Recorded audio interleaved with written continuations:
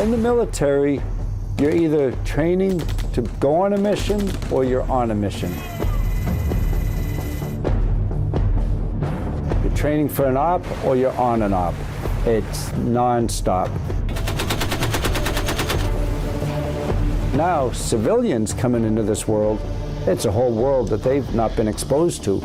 On this mission, we had some exceptional military folks who had a lot of good military experience, but we mixed them in with some civilians who didn't have any experience. They didn't know stealth and concealment. They didn't know chain of command.